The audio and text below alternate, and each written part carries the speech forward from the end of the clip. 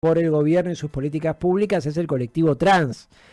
Creo que también esta batalla que ha encarado el gobierno lo pinta de cuerpo entero. Es decir, che, ¿cómo haces políticas públicas, declaraciones, acciones para agredir realmente a uno de los colectivos más vulnerables que uno se puede llegar a imaginar en este país, donde además no escasean los colectivos vulnerables, ¿no? Realmente te ponen en un lugar muy miserable y sin embargo es lo que vemos todos los días con nuevas medidas y nuevos anuncios en el marco de estas peleas que está dando el gobierno nacional. Hubo un caso paradigmático cuando hablamos de colectivo, del colectivo trans, que tiene que ver con el caso de Luana, una nena trans cuya novedad fue poder contar, conocer de primera mano toda su historia y meternos también con el tema de las infancias trans, que tiene, bueno, nuevas complejidades efectivamente en un mundo que ya es muy difícil. Su mamá, Gabriela, escribió el libro Yo Nena, Yo Princesa, donde se relata todo este proceso de acompañarla a su hija. Recordemos, también fue en 2021, se transformó en una película y ahora en este momento tiene la generosidad de sumarse a esta mesa. Gabriela, muy buenos días, gracias por atendernos. ¿Qué tal? ¿Cómo te va? Buen día. Gabriela, ¿cómo estás viviendo estos días donde lamentablemente casi a diario hay que hablar de algún ataque, alguna medida, alguna mentira del gobierno contra la comunidad trans? Lo estamos viviendo con muchísima preocupación, con mucho dolor también. Estamos realmente en un momento en el que las familias de niñeces y adolescencias trans, travestis y la misma comunidad, tratando de resistir, pero organizándonos para que esto no siga sucediendo. Uh-huh. Es muy complejo, pero de alguna u otra manera vamos a tener que salir a responder, que salir a dar batalla. No nos podemos quedar de brazos cruzados, porque la desinformación que se está instalando en la sociedad, las mentiras, porque la verdad es que es mentira todo lo que están diciendo para justificar todo este atropello, toda esta violencia, toda esta quita de derechos. Estamos hablando de derechos humanos. Y hoy tenemos niñeces en peligro. Hoy hay niñeces que no van a tener el derecho a su identidad, en un país que tiene, ¿no?, una historia bastante pesada con ese tema. Y además un país que venía construyendo un lugar de vanguardia en ese sentido, en lo que tiene que ver con el reconocimiento de derechos, con integración, con documentos, y de pronto nos encontramos en esta situación donde la decisión de la elaboración de políticas públicas va en el camino exactamente inverso. Sí, absolutamente.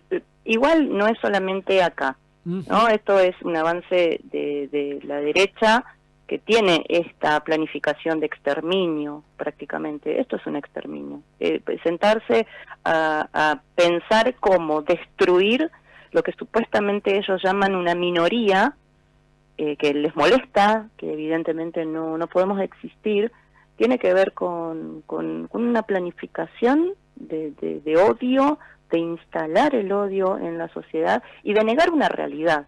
Porque la verdad es que además de instalar la mentira, fomentar el odio, la desigualdad, hay una realidad que no quieren ver. Las niñeces y adolescencias travesti y trans existen. Sí. La comunidad travesti y trans existe. Tenemos derechos, sí, por supuesto que tenemos derechos. Bueno, ¿por qué nos los van a quitar? ¿Por qué nos los van a arrebatar de esta manera cuando el Estado estaba en deuda con la comunidad travesti y trans, cuando la sociedad estaba en deuda con esta comunidad?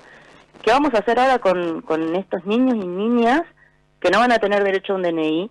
Que se miente cuando se dice que se amputan los genitales de los niños y de las niñas, que se hormonizan niños y niñas. O sea, todo esto y no lo dice cualquier persona, lo está diciendo el presidente de la nación. Totalmente. Entonces, yo como la miro a mi hija, por ejemplo, hoy, y le digo, ¿sabes, Luana? El presidente está diciendo que vos sos un hombre. O sea, si el presidente avala y abre esta puerta, ¿qué le va a pasar a nuestras hijas cuando caminen por la calle, por ejemplo? ¿No? ¿Y qué les va a pasar a las niñeces que estaban siendo acompañadas por sus familias, escuchadas, abrazadas, y que estábamos tratando de torcer ese destino que tenía la comunidad trans travesti de estar expulsada del hogar, de tener 35 años de expectativa de vida y 40% de índice de suicidio en adolescentes? Bueno, todo eso se va a aumentar. Va a tener que tener una consecuencia, como tuvo la consecuencia de los primeros dichos en el foro de Davos, y salimos todos a la calle, y fue multitudinaria la marcha para decir, esto no puede ser, los homosexuales no son pedófilos, se tiene que respetar la autopercepción de las personas, la autopercepción de género, no es real todo lo que se está diciendo de las infancias trans, pero ¿qué va a pasar con la sociedad? La sociedad está entendiendo que hay derechos de niños y niñas acá que están siendo totalmente violados. Gabriela, cuando el gobierno debate, ¿crees que lo hace con ignorancia o con mala fe? No, pero acá no hay nada de ignorante. Acá hay mala fe. Acá no hay nada. Pero por supuesto, acá hay, lo que te digo, una planificación para exterminar un sector de la población que les molesta, que nadie podía imaginar que en algún momento tantas niñeces trans hubiese en tantas familias que a la vez se trasladaron a las escuelas, que a la vez se trasladaron a los clubes, a la sociedad, a la calle, a los centros de salud. O sea, hubo, no que ahora todo el mundo quiere ser trans, no, porque también escuché tantas barbaridades, sí. Sino que esto existió siempre. Antes, vos le dabas un cachetazo, lo echabas de tu casa, la arrojabas al sistema prostituyente y la sociedad contenta. Bueno, hoy tenemos familias que se están abrazando, hoy tenemos familias que contienen y que vamos a salir a defender a nuestras hijas, por supuesto. Esto no va a quedar así, de ninguna manera, no se puede permitir.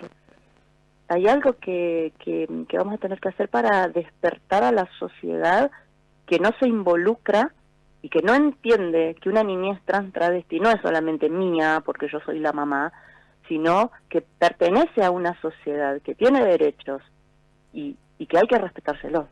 Gabriela, ¿por qué crees que el gobierno actúa de esta manera? ¿Por qué crees que actúa con esta mala fe?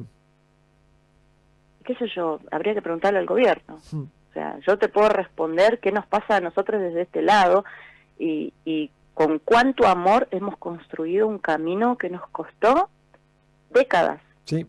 Porque mi hija tenía 4 años cuando eligió su nombre. Hoy tiene 17, está por cumplir 18 años.